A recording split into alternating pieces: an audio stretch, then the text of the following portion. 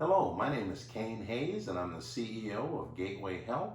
And today I'll be reading a book that was one of my kids' favorite books when they were little, and it's Curious George Rides a Bike. All right. Curious George Rides a Bike. This is George. He lived with his friend, the man with the yellow hat. He was a good little monkey and always very curious. This morning, George was curious the moment he woke up because he knew it was a special day. At breakfast, George's friend said, "Today we're going to celebrate because just 3 years ago today, I brought you home with me from the jungle. So tonight, I'll take you to the animal show. But first, I have a surprise for you." He took George out to the yard where a big box was standing. George was curious. Out of the box came a bicycle. George was delighted. That's what he had always wanted. He knew how to ride a bicycle, but he never had one of his very own. "But I must go now," said the man. "But I'll be back in time for the show. Be careful with your new bike and keep close to the house while I am gone." George could ride very well. He could even do all sorts of tricks. Monkeys are good at that. For instance, he could ride this way with both hands off the handlebar. And he could ride this way like a cowboy on a wild bronco. And he could also ride backwards. But after a while, George got tired of doing tricks and went out into the street. The newspaper boy was passing by with a bag full of papers. "It's a fine bike you have there," he said to George. "How would you like to help me deliver the papers?" He handed George the bag and told him to do one side of the street first and then turn back and do the other side. George was very proud as he rode off with his bag.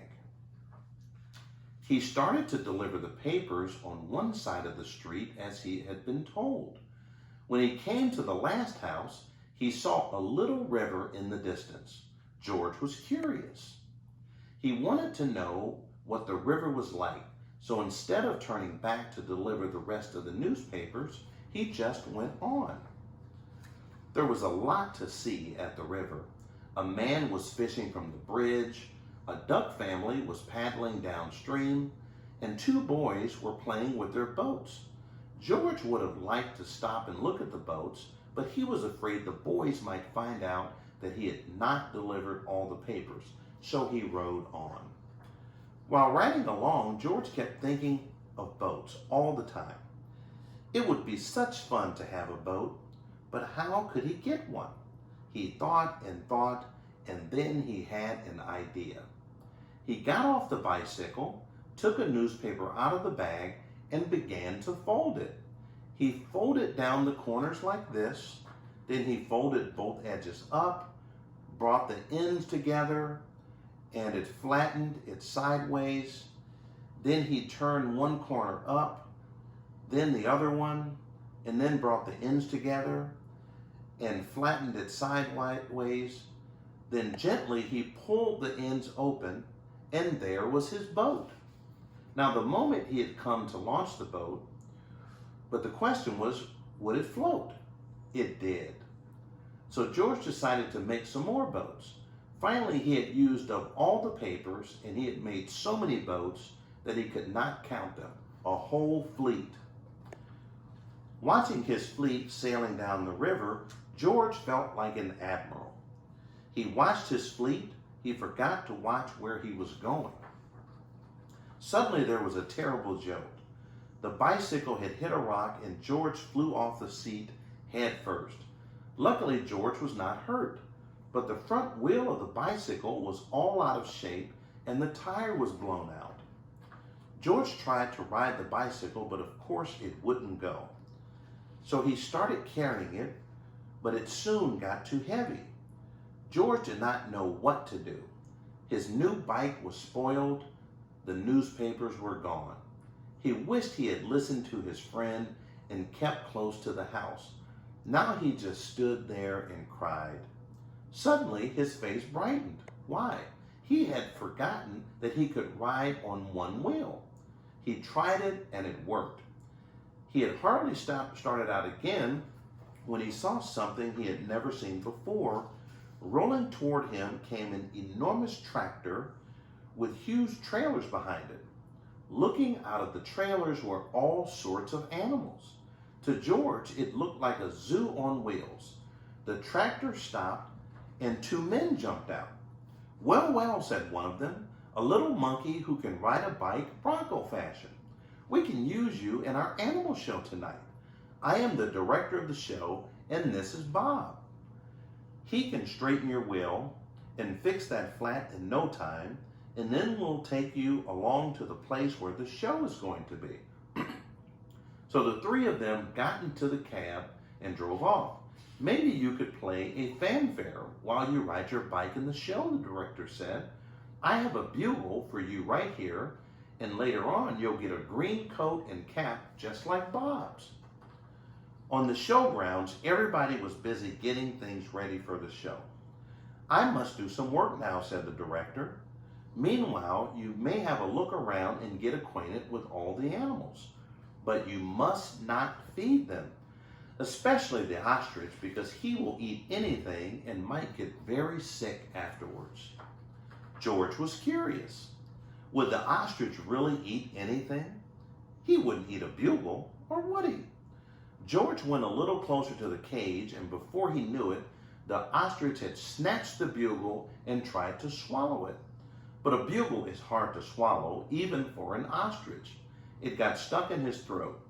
Funny sounds came out of the bugle as the ostrich was struggling with it, all blue in the face. But George was frightened. Fortunately, the men had heard the noise. They came rushing to the cage and got the bugle out of the ostrich's throat just in time. The director was very angry with George.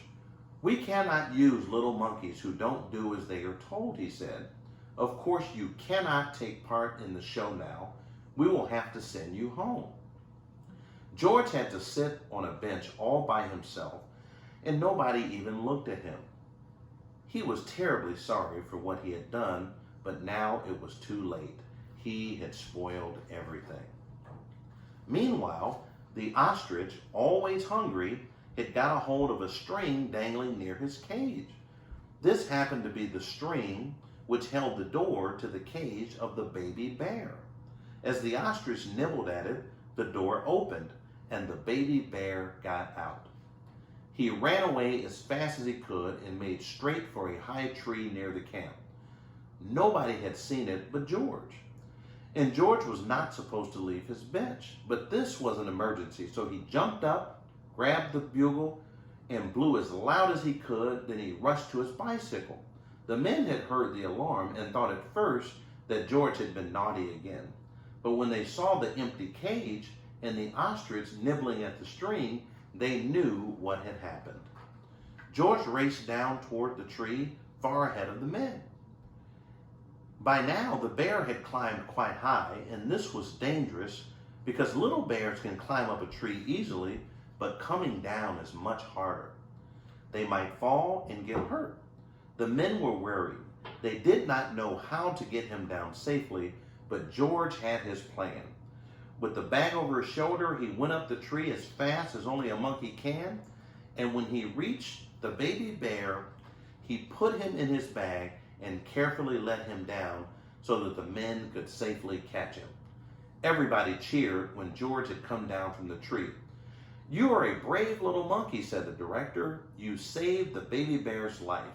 Now you'll get your coat back, and of course you may ride your bike and play the bugle in the show." Finally, the show was on. The whole town had come to see it, and how surprised they were to discover George on his bike right in the middle of it. The newspaper boy was there too, and also the man with the yellow hat who had been looking for George everywhere and was happy to have found him at last.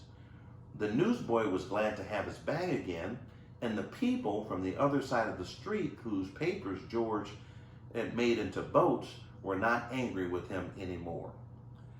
When the time had come for George to say goodbye, the director let him keep the coat and the cap and the bugle, and then George and his friend got into the car and went home. The end.